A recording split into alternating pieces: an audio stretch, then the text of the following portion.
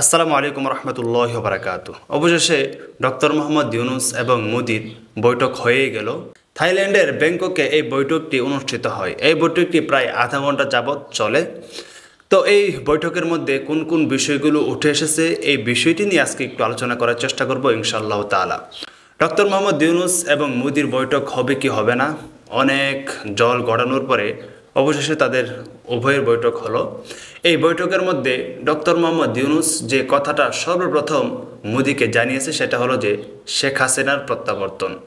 বাংলাদেশ শেখ হাসিনাকে ফেরত চায়। বাংলাদেশ শেখ হাসিনাকে ফেরত চায় এর মানে এই নয় তার দলের লোকেরা হয়তো বা ভাবতে পারে যে শেখ হাসিনাকে হয়তো বা প্রধানমন্ত্রী হিসেবে বসিয়ে দিবেন চেয়ারে এনে। নো, এটা না। বাংলাদেশ শেখ হাসিনাকে ফেরত চাই হলো সে একটা ক্রিমিনাল, সে একটা অপরাধী। তার অপরাধের শাস্তি তাকে দিতে হবে, তার অপরাধের সাজা সে ভোগ করবে। একজন অপরাধী হিসেবে তাকে বাংলাদেশ ফেরত চাইতেছে ভারতের কাছে। সে ভারতে পালিয়ে গেছে বাংলাদেশ থেকে পালিয়ে ভারত চলে গেছে। তার বিচারের জন্য তাকে কাঠগড়ায় দাঁড় করানোর জন্য ডক্টর মোহাম্মদ ইউনুস সেই শেখ হাসিনাকে ফেরত চাইছে মোদির কাছে বা ভারতের কাছে, যেটাই বলি। এবং এই ভারত ইতিবাচক সাড়া দিয়েছে। এখন কি হবে পরবর্তীতে সেটা পরবর্তীতে জানতে পারবো। তারপর যে বিষয়টা নিয়ে আলোচনা হয়েছে সেটা হলো যে তিস্তা প্রকল্প বা তিস্তা চুক্তি, যেটাই বলি। দেখুন, বাংলাদেশের মধ্যে যখন নাকি পানি কম থাকে, খরায় মানে মাটি একবারে চৌচির হয়ে যায় ফেটে, তখন কিন্তু ভারতেও পানি কম থাকে, তখন ভারত বাংলাদেশকে পানি দিতে চায় না। চুক্তি অনুযায়ী, প্রকল্প অনুযায়ী তারা কিন্তু সেই পানি বাংলাদেশকে দিতে চায় না।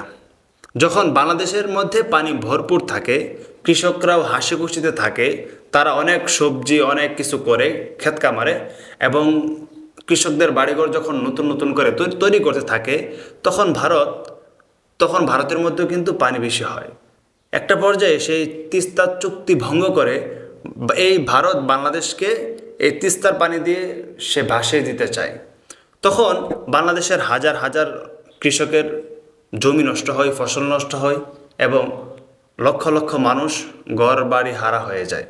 ঘর বাড়ি তাদের পানিতে ডুবে যায়, সব কিছু শেষ হয়ে যায় তখন। তো এই সমস্ত বিষয়টি বাংলাদেশে যিনি প্রধান উপদেষ্টা ডক্টর মোহাম্মদ ইউনুস, সে কিন্তু ভারতের সাথে আলোচনা করেছে। ডক্টর মোহাম্মদ ইউনুস কিন্তু সে পেরেছে আলোচনা করতে। এই শেখ হাসিনাকে প্রথমত শেখ হাসিনাকে ফেরত চাইছে ভারতের কাছে। এই জায়গাতে যদি বাংলাদেশের অন্য কোনো প্রধানমন্ত্রী হতো, তাহলে শেখ হাসিনাকে তো ফেরত চাওয়া দূরের কথা, এই সমস্ত নিয়ে কথা বলাটাও প্রায় তার জন্য চিন্তার কারণ হয়ে যাইত। এবং তারপর আলোচনা করা হয় সীমান্ত হত্যা নিয়ে। সীমান্তের মধ্যে আমার বাংলাদেশি ভাই বোনদেরকে যেভাবে বিনা অপরাধে হত্যা করা হয়, এটা নিয়ে কিন্তু সে উদ্বেগ জানিয়েছে ভারতের কাছে যে সীমান্তের মধ্যে আমার বাংলাদেশিকে কেন হত্যা করা হবে। তবে ভালো একটা দিক গত 2 থেকে 3 মাস ধরে আমি দেখতেছি, যেটা যে কোনো নিউজে এরকমটা এখনও পর্যন্ত গত 2-3 মাসের কথা বলতেছি, দেখি নাই যে সীমান্তে কোনো বাংলাদেশিকে হত্যা করা হয়েছে। আগে দেখতাম প্রতিনিয়তই আসতো এই সমস্ত নিউজ। গত 3-4 মাস ধরে এরকম নিউজ আসতেছে না। হয়তোবা সীমান্ত হত্যা খুব কম হয়ে গেছে বা বন্ধ হয়ে গেছে, সেটা বলতে পারি। এবং বাংলাদেশ ও ভারতের সম্পর্ক কিভাবে পুনরায় ঠিক করা যায়, এ নিয়ে কিন্তু এই দুই নেতার মধ্যে আলোচনা হয়েছে যে কিভাবে ঠিক করা যায়। ভারত চায় তারা বাংলাদেশের সাথে আবারও যে সম্পর্ক পূর্বে ছিল সেই সম্পর্কটা ঠিক করার জন্য। কিন্তু ডক্টর মোহাম্মদ ইউনুসও কিন্তু চায় যে সম্পর্ক ঠিক করার জন্য। তবে আগে বাংলাদেশের পররাষ্ট্রনীতি ছিল মাথা নোয়ানো, মাথা ঝোঁকানো। কিন্তু ডক্টর মোহাম্মদ ইউনুস আসার পরে সেই নীতিতে পরিবর্তন এনেছে, যেটা কিন্তু ভারত এখন বুঝে গেছে। যার কারণে মোদি সে বলে দিয়েছে, সেটা হলো যে বাংলাদেশের সাথে ইতিবাচক ও গঠনমূলক সম্পর্ক চায় ভারত। এতদিন পর্যন্ত কিন্তু অনেক হাকডাক অনেক কিছু করছে, তো এখন ইতিবাচক ও সুসম্পর্কটা আসলে ভারত চাইতেছে, সেটা মোদির নিজের কথা। এজন্য আমার মনে হয় না যে ভারত এখন বাংলাদেশের উপর দাদাগিরি করবে, বাংলাদেশের দিকে চোখ রাঙাবে বা বাংলাদেশকে নিয়ে এখন বাজে কোনো পরিকল্পনা করবে। সে আসলে কিন্তু বাংলাদেশের সাথে তার সম্পর্ক ঠিক করতে চায় আস্তে আস্তে। কারণ বাংলাদেশের সাথে যদি ভারতের সম্পর্ক ঠিক না হয়, তাহলে ভারতের 7 সিস্টার্সের জন্য কিন্তু বড় একটি আপনার দুর্ভাগ্য হবে, সেখানেও কিন্তু খারাপ অবস্থা সৃষ্টি হবে।